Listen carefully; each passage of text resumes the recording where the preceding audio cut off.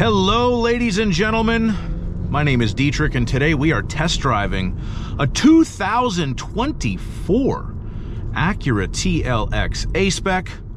And at this point in time, the beginning of May of 2024, the TLX A-Spec, at least the new 24 models, not a car very many people have driven because for some reason Acura has not made very many of them.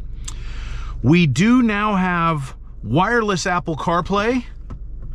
See my iPhone there, not plugged into anything. For the TLX, that is a new thing for 2024. You may also notice the digital gauge cluster right here. Gives it a much more modern look on the cabin. One thing they did do with the 2024 TLX models is they really trimmed down the available model lines. It used to come in a base and a tech and an A-Spec and an advance and two-wheel drive and all-wheel drive versions of those various cars, and then the Type S at the top end.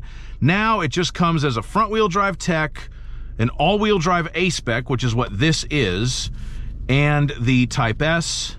So this being an A-Spec, it has the 4-cylinder engine, turbocharged, 273 horsepower, super handling all-wheel drive, 10-speed automatic transmission. It is a very, very nice car to drive. I think that the all-wheel drive being standard on the A-Spec is a good call because the A-Spec is kind of the more sporting version, like it gives you the sport looks.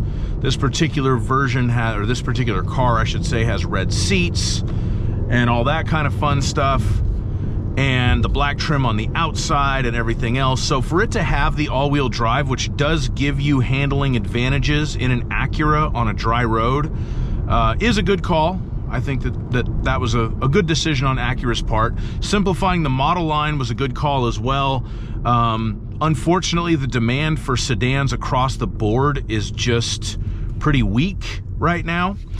And the TLX, being a sedan, is right in there with that weak demand quotient, unfortunately. So, you know, they're still going to build it. They just offer less versions of it, and I think the versions that they chose to keep were the right ones.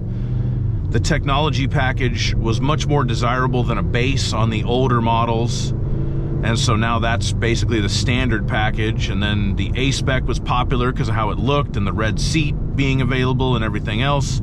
And of course the Type S, being the highest performance version with the turbo V6, was also popular. So they did a good job there. It pretty much drives the same as last year's, as long as you were driving a super handling all-wheel drive A-Spec from last year, which is not a bad thing. You have plenty of power from the 2-liter 4-cylinder engine. You have good grip from the chassis. The super handling all-wheel drive adds a lot of confidence. The steering feel is good, but not great. It's a little less numb than a lot of modern electric power steering systems, but still kind of numb. But willing chassis, great looking car. I'm not going to rev the snot out of this one because it is a brand new vehicle, and I would like to leave it in like new condition for the eventual first owner. No, you know, redlining or anything like that. Let them do what they wish with the engine break-in period.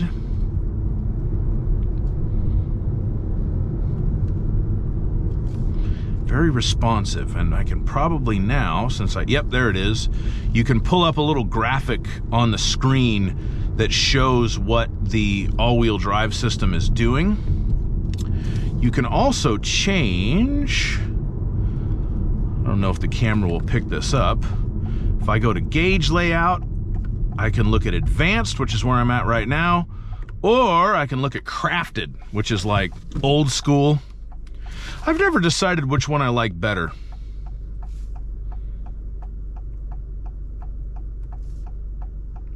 Probably crafted. Well, maybe advanced. I don't know.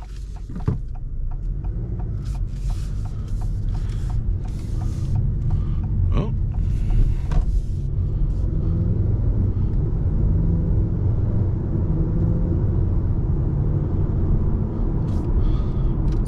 put it in the sport mode. Oh!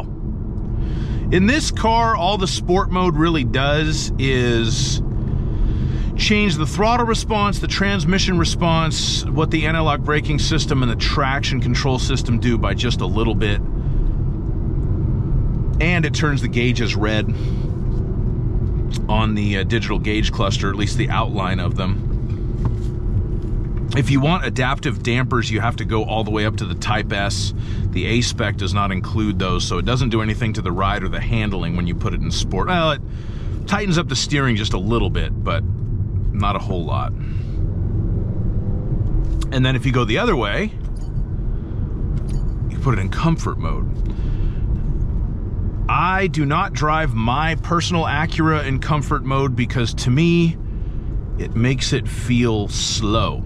But the interesting thing it does here, I guess just to not stress you out, is I still have the digital speedometer, but it took away the tach and the analog speedometer. So that's pretty funny. Oh my God, there's one of those Audi e-trons. Hope you got about 50 grand off, buddy, because that's what it's worth. All right, let's switch driving modes. Go into sport.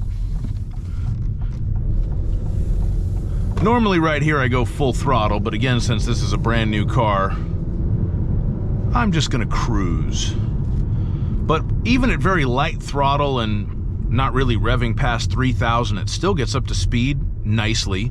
You do hear the 2-liter turbocharged engine, and because it's a 10-speed transmission, you hear it shift a lot. You don't really feel the shifts. It is a smooth transmission, but you're definitely aware that there is some shifting business going on. Green light. Third, fourth,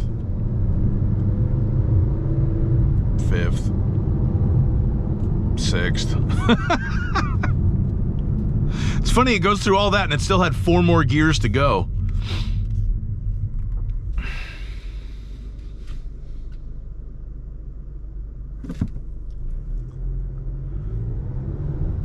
One, two.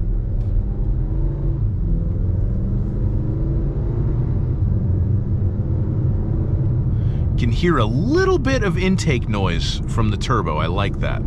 Just giving it a little bit of boost.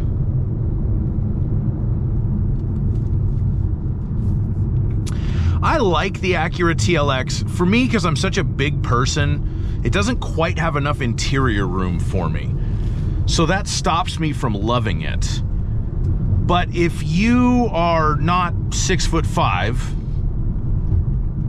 and you want a 4-door sedan, and you want it to look very good, and you want it to drive very well, and you don't need a ton of room in the back seat and a ton of room in the trunk, and you are willing to go for something a little bit left of center, because an Acura in the marketplace these days is certainly not the obvious choice, this is a very good car for that person. The unfortunate thing is, I feel like that doesn't describe very many people anymore because of the sedan part. Sedans have just fallen so far out of favor with the general public, the general car buying public, I should say, that not much of a market for them, which is sad, but it is what it is.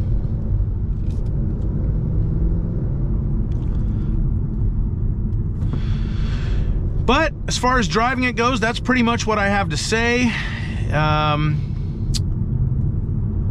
I've made a review video on this car as well to kind of show all the new updated features for the 2024 models. I'll put a link to that in the description. If you have any questions, please put them in the comments section. I'll do my best to answer them. And please like my video and subscribe to my channel. And have a great day. Bye-bye.